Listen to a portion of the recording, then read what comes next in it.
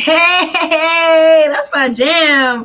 How y'all doing? How y'all doing? Welcome, welcome, welcome to What You Say Poet. I'm your host, JRose, as you guys already know. And you already know I'm rhyming. And you're wondering why I'm rhyming. It's because I have a very special guest with me today. Those of you that follow me definitely know her because I think I talk about her every other day. She is my partner in creative crimes.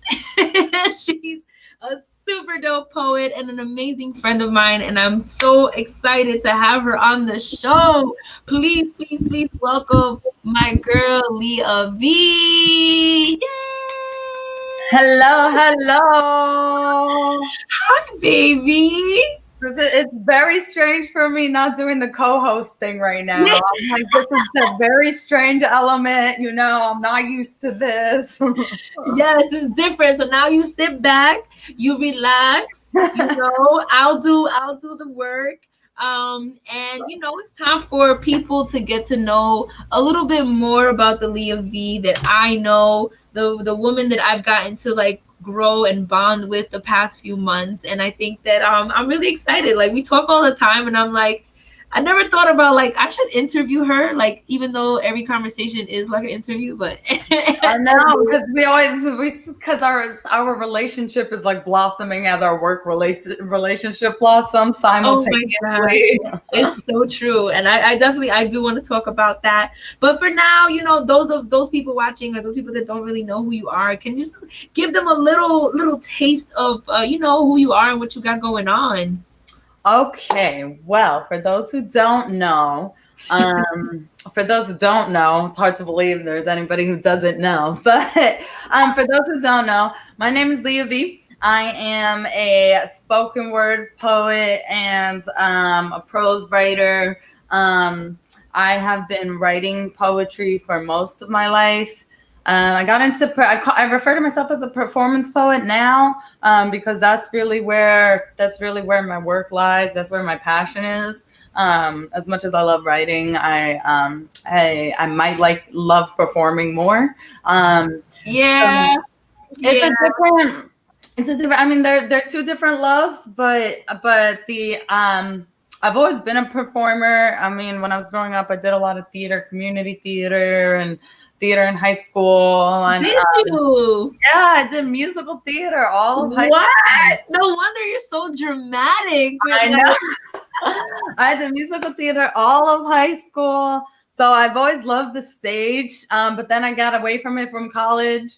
And then during college, I did get a degree in English and professional writing, but that was a lot of classic American, classic So you're like a writer. Like you have a degree in literature and all that stuff. Yes. Now the musical theater, were you like singing too, or were you just like? Yes, I mean, I never got any main roles. I'll tell you that. I think there was one production. We did Grease, and I was Frenchie in one production. Oh shit!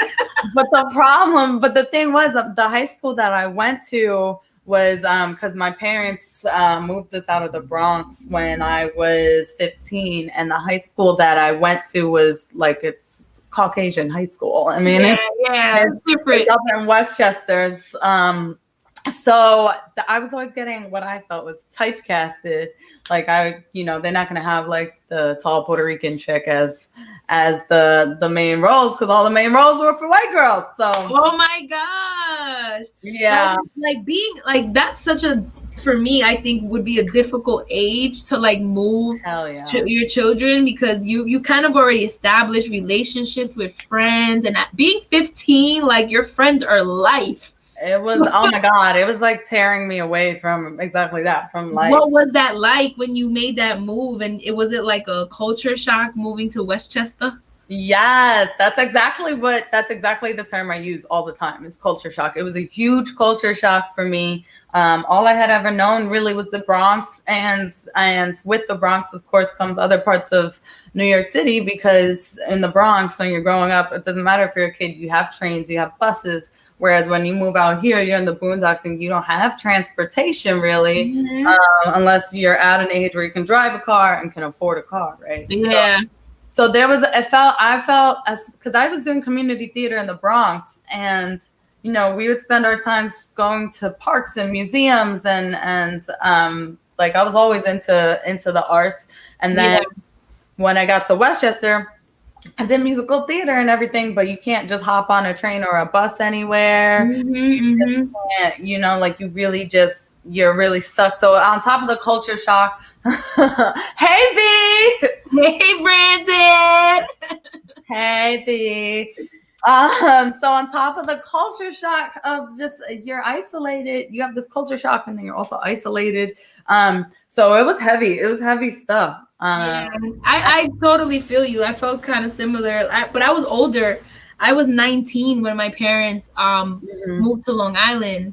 So like I wasn't even like in the age where I could go to high school and make friends in the neighborhood, and then like I was like an almost already considered an adult. So I was like, what the hell am I doing out here? Like I'd walk up to groups of people and be like, what do people do for fun? And they're like, oh, we hang out in parking lots. And I'm like, what? That's exactly it too. And that's like, I went from a place where, you know, I did all of these cultural things. And that's like how I would spend my free time, whether it was with my family or my friends. It was like we would go to shows or community events and stuff like that. And then you go to the suburbs, there's no time for, I mean, not that there's no time for that, but they go to the woods and they drink. Like that's what they do. Okay, I guess, you know, that's their thing. I tried to be like them, you know? So I dealt with a lot of identity issues for years. And then eventually I think I circled back to myself. Yeah. What was the moment that made you realize that you were losing yourself? I was during the end of high school, I was kind of finding my footing, but it was a lot of assimilation, a lot of pretending I wasn't who I thought I was. And then in college, it's kind of continued because in college, it kind of continued because I went to SUNY Cortland, upstate New York. Okay. So I went to SUNY Cortland for college, and it's like this. It was also mostly white, but the racism is much more blunt than it was in Westchester. Yeah. Really? So I was drinking a lot. I was partying a lot, and I mean, I always had my poetry. I always had my books and my writing. I was always doing well in those classes. I can't speak on the others, but we're not gonna talk about that. No, we're not gonna talk about that. But you know, so so towards the end of college, I started taking some like political science classes, some sociology classes, and that shit changes your life. Hell yeah! You realize you're like, man, that's why I felt all of those things, right? Like that's why I feel so confused when these people say this. Yeah. Started doing that. I started writing about it thanks to a couple great professors. And then by the end of college, I was ready to get the fuck out of there. And I almost immediately, right after college, got into performing. And then it just started building from there. Now, you are definitely, when you describe yourself as a performance poet, you know, I find that really interesting because I don't usually see that in people's bios. Usually people are like, oh, I'm a spoken word poet, you know. But you consider yourself a performance poet, which is like, you know, it brings like a theatrical feel to it. And now knowing that you did theater in high school, now it makes sense the way you perform. Like I didn't know that about you.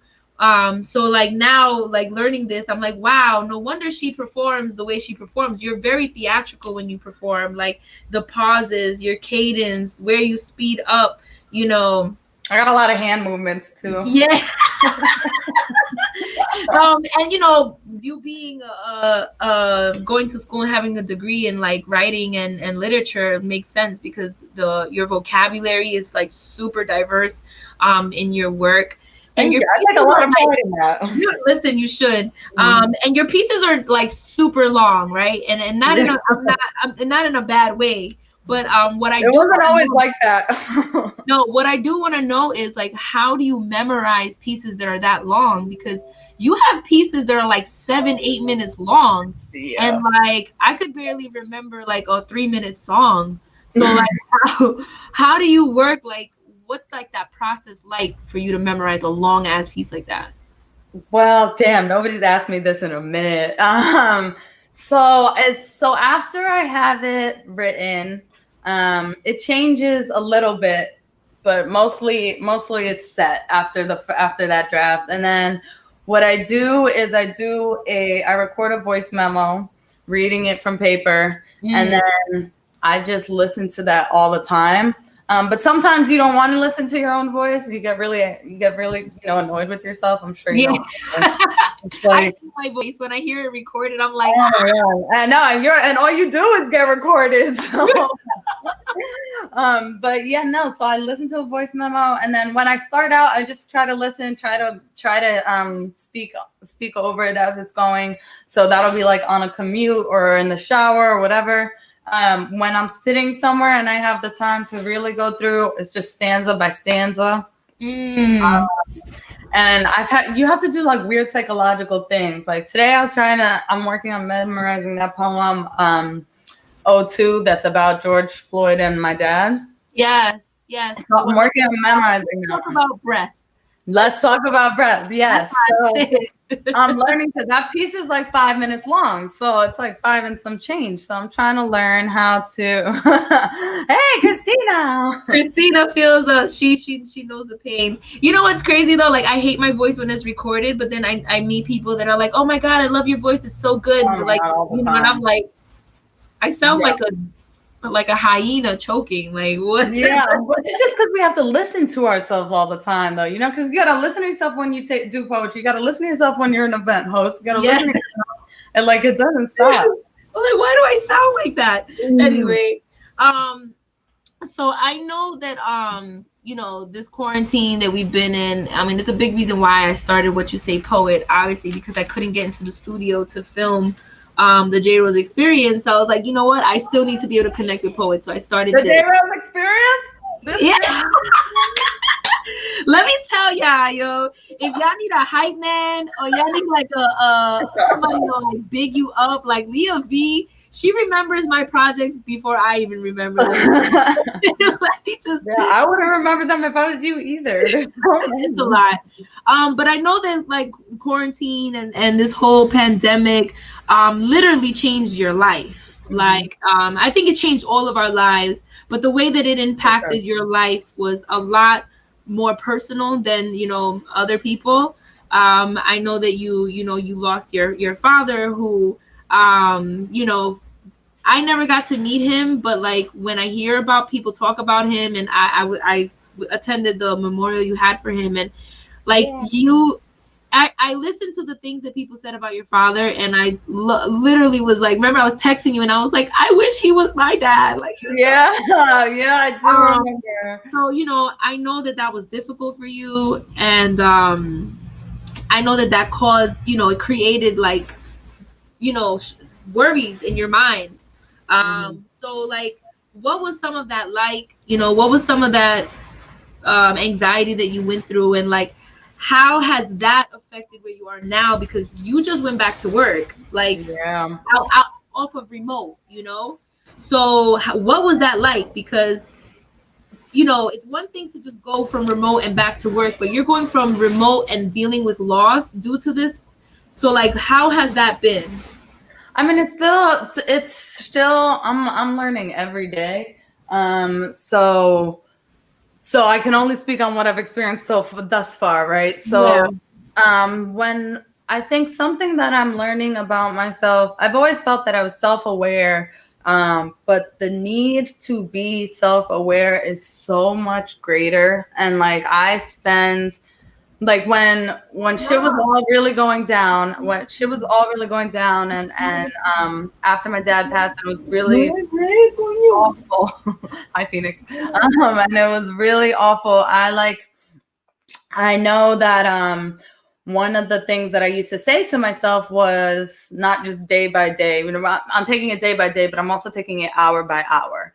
And I'm taking it hour by hour because sometimes all you can manage emotionally is 1 hour. You can't think about the future. You can't think beyond that. You can just take that 60 minutes. What can I do in this 60 minutes? What am I capable of doing? So that's how I got through. You know, that's how I got through. It's literally hour by hour. And I've always been very self-reflective and self-aware, but it's really been that much more heightened because to go back, moving forward, to go back to the office and to get back to work in this new normal, and everything is very dystopian because everybody's wearing masks and there's markers everywhere and there's hand sanitizer everywhere, and we have button pushers and things. If I get up from my desk for 2 minutes, somebody comes over and cleans it. Like, it's really, oh really? Yeah, because I do office management and reception for this big finance company in downtown. So it's like it's let me not say anything about my employment, actually. Oh, hey, Carlos. Well, yeah, let me not speak on that. But anyway, so it's really hard to go back to that, and then it's really hard to go back, like, and see all these constant reminders of this pandemic that took my father, you know? So it's like, in that sense, it takes a lot of self-awareness and a lot of fucking positivity, like a lot of positivity. And nobody, you wouldn't be able to tell because I am a ray of fucking sunshine when I am there. I thrive on people. I'm a people person. So I just try to, anybody, like the person sitting next to me, like my team, like the janitors in the hallway, like and the people coming to clean the desk, like I'm just the security downstairs. I just talk and then say something nice to them, have a little conversation, and those things that's what gets me through the day. I'm also learning how to respond to people because people be ignorant as hell. And they talk about this pandemic as if it's crazy how quick so much in New York forgot, that we were the fucking epicenter, And they talk about how it's been a few months off, and I'm like, yes, it has been a few months off, but it's just be careful how you phrase things because you don't know who was affected directly and who wasn't. People so relaxed about it. But that's something I'm working on. Usually I don't respond because I don't want to create an uncomfortable situation, and I'm learning how to just respond and say, it wasn't great for everybody, so maybe let's bring it back a notch. Let's chill out. It wasn't that great. Yeah. There's a work in progress, like anything else. That's a really interesting point that you made, though, because even like you saying it, I never really thought about that. How we talk about this pandemic around others, because we don't know how it affected other people, and sometimes I have caught myself where we do forget, and now like we are outside and it's still not that normal, but we have to be careful how we talk about the pandemic because you don't know who may have lost somebody who, whatever. Hey, Queen Candace, how you doing? Queen Candace, we got all the homie. That's the homie. Adrian in the building. Hey, Adrian. Some love. So I have a question though. Do you think things will ever be normal?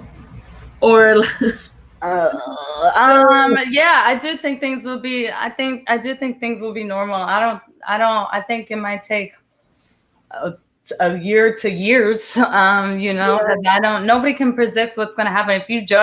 If you read the science behind it, and I'm a big person when it comes to science with this pandemic, like it's all about the science because I cannot stand somebody who is just making up conspiracies about something so personal. So if you read the science behind it, like people were dealing with the other pandemics that hit the world for on and off for years, so thankfully we have modern medicine now. We'll see what happens, but it's going to be a while. Like, I don't know. I don't think that we're going to be back in venues performing, which I miss so much. I miss that too, Mr. Smith. It's a different type of high. It's a different type of high. I know.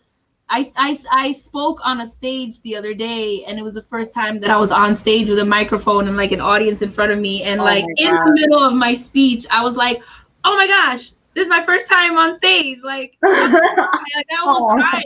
Like it almost got really. I almost got I really. would have too. I would have too. I remember when I went to the Harlem Bomb Shelter's pop-up protest open mic like a few weeks after George Floyd was taken, and I popped out for that, and that was my first any type of performance, anything. There was no mic, but it was just a space with people, and then I performed in front of people, and I just remember being on such a like high. I was so thrilled after. It was just the most amazing thing.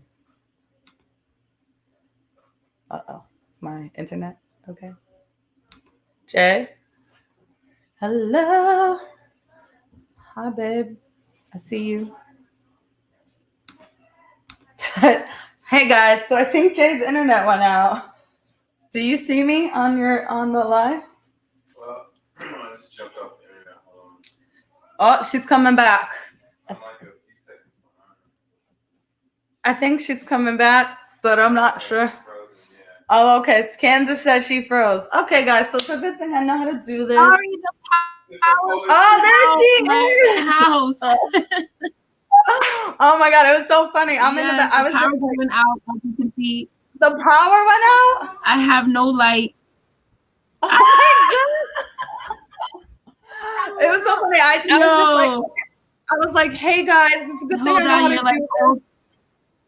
Oh, I can't even hear you that well. All right, we are going to pause this. I'm gonna stop the broadcast. Okay. And then I'm gonna try to connect again. Hold on, I see you connecting again. Yeah, things are a little crazy right now. All right, so there's a big storm right now in New York. It's pouring right now, and the power just went out in my house. So I'm on my hotspot, which is not the greatest thing to be on for something like this. So we're gonna, and as soon as we can get back on, we will get back on. Sorry, those of you that are tuning in.